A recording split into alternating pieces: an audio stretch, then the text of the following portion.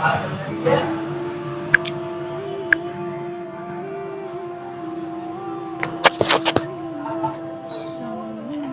اللہ الرحمن الرحیم.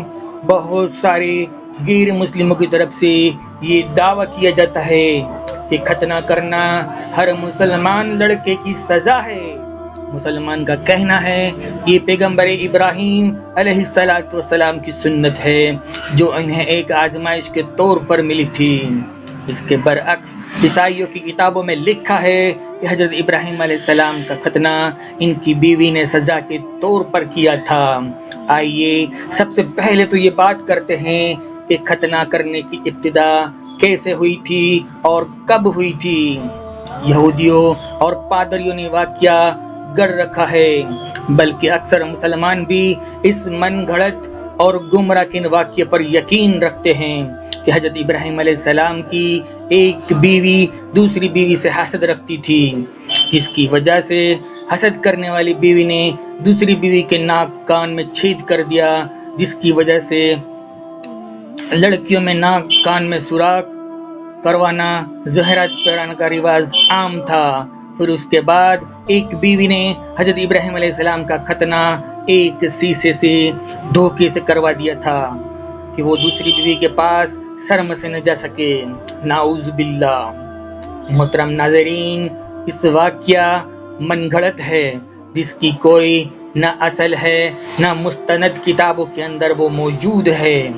اس واقعے کو گھڑنے کا مقصد صرف یہ ہے کہ مسلمان کو یہ یاد کروا دیا جائے کہ وہ ایسی سنت کے اوپر عمل کرتے ہیں جس کے دھوکے سے سزا کے طور پر شروع کیا گیا تھا، جبکہ اصل بات یہ ہے کہ جسے اللہ تعالیٰ نے حضرت ابراہیم علیہ السلام کو بیٹے کو قربان کرنے کی آزمائش میں گزارا تھا، اسی طرح ایک دن ختنہ کرنے کا حکم اللہ تبارک و تعالیٰ نے وحی کے ذریعے سے دیا تھا.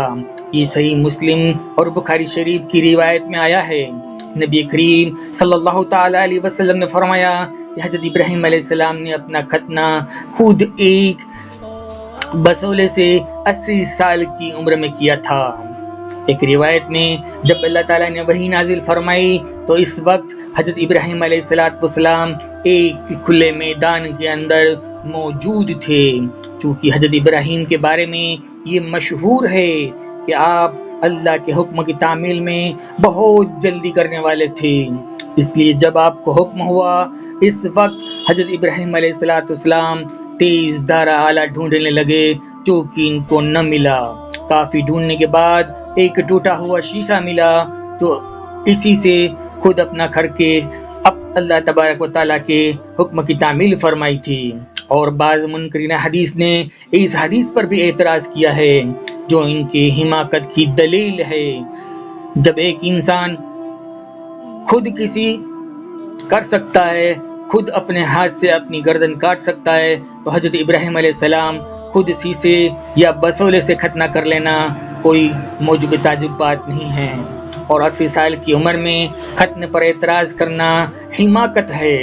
جبکہ حکم الہی ہوا، اس کی تعمیل کی گئی. تو ناظرین گرامی، حضرت ابراہیم علیہ السلام انبیاء تو ختنہ ہونے اور ناف کٹی ہونے کی حالت میں بطور اعزاز اور اکرام کے پیدا ہوتے رہے ہیں، اور اس کی باقاعدہ عمومی سنت ہونے کی ابتدا حضرت ابراہیم خلیل اللہ کے دور سے ہوئی ہے.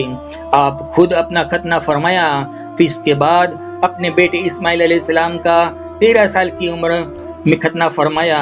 یہ تفسیر خازان کے اندر موجود ہے، روح البیان میں ہے، اور حافظ ابن حجر عسقلانی رحمۃ اللہ علیہ نے لکھا ہے. سب سے پہلے ختنہ کرنے والے انسان حضرت ابراہیم علیہ السلام ہیں، جنہوں نے خود ایسے شیشے سے اللہ تعالیٰ کے حکم کی تعمیل میں ختنہ کیا تھا. معارف النبوت جلد نمبر 1 صفحہ نمبر 969. اسی طرح فتح الباری کی روایت میں ہے کہ ختنہ کرنا سنت موقدہ ہے. سب سے پہلے حضرت ابراہیم علیہ السلام نے اپنا ختنہ خود اپنے ہاتھوں سے کیا ہے، اور عربوں میں بھی یہ سنت ابراہیم کے رواج عام ہیں. تاکہ رسول اللہ صلی اللہ علیہ وسلم کی بعثت ہوئی تو آپ صلی اللہ علیہ وسلم نے بھی اس سنت پر انہی پر برقرار رکھا اور اسے مذہبی شعار میں شامل فرما لیا. مسلمان مذہب کے احکامات کی تعمیل کرتے ہوئے صدیوں سے بچوں کے ختنہ کرتے چلے آ رہے ہیں، لیکن مغرب صدیوں تک اس کا انکار کرنے کے بعد بالآخر جدید سائنس کی تحقیقات سامنے آنے پر ختنوں کی اہمیت ماننے پر مجبور ہو گیا ہے۔ حضرت ابو ہریرہ رضی اللہ تعالیٰ عنہ فرماتے ہیں کہ پیارے نبی کا فرمان ہے کہ 5 چیزیں فطرت میں شامل ہے: ختنہ کرنا، زیر ناف کے بال مڑنا، مونچھیں چھوٹی کرنا، ناخن تراشنا، بغل لیل کے بال اکھاڑنا۔ ابن جریر ابن عباس رضی اللہ تعالیٰ عنہ فرماتے ہیں کہ سب سے پہلے صفا اور مروہ کا چکر حجرہ رضی اللہ تعالیٰ عنہ نے لگایا، اور سب سے پہلے جس عرب خاتون کا ختنہ کیا گیا وہ حضرت حجرہ ہے۔ فرمایا کہ جب حجرہ بیوی سارا سے الگ ہوئی تو اپنا دامن نیچے کر دیا تھا تاکہ خون کا اثر ظاہر نہ ہو۔ عزیز ناظرین، فقہی اعتبار سے مردوں کے لیے ختنہ کرنا واجب ہے جبکہ عورتوں کے لیے مستحب ہے۔ فقہا کا اتفاق ہے کہ عورتوں کی ختنہ کروانا کوئی واجبی اور تاکیدی حکم نہیں ہے، البتہ اس کے عمل سے سنت یا مستحب ہونے میں فقہا کا اختلاف ہے۔ تاہم اتنی بات طے ہے کہ اگر عورتوں کا ختنہ نہ کیا جائے تو کوئی حرج کی بات نہیں ہے۔ ابو داؤد شریف کی ایک روایت میں ہے کہ پیارے آقا نے فرمایا کہ عورتوں کی ختنہ کرنے والی عورت کو یہ تاکید کی تھی کہ زیادہ کھال نہ کاٹے۔ نیز ایک حدیث میں علامہ ابن عابد رحمۃ اللہ علیہ نے نقل کیا ہے کہ نبی کریم صلی اللہ علیہ وسلم کا فرمان ہے کہ مردوں کی ختنہ مستحب ہے اور عورتوں کی ختنہ باعث عزت ہے۔ حضرت انس بن مالک رضی اللہ تعالیٰ عنہ فرماتے ہیں کہ ام ایمن نام کی ایک عورت مدینہ میں ختنہ کیا کرتی تھی۔ اس سے نبی کریم صلی اللہ تعالیٰ علیہ وسلم نے فرمایا جب تو کسی لڑکی کا ختنہ کرے تو کچھ کھال چھوڑ دیا کرو اور کاٹنے میں مبالغہ آمیزی نہ کیا کرو، کیونکہ یہ چیزیں چہرے کو خوبصورت بنانے والی اور خاوند کے لیے مقبول بنانے والی ہے۔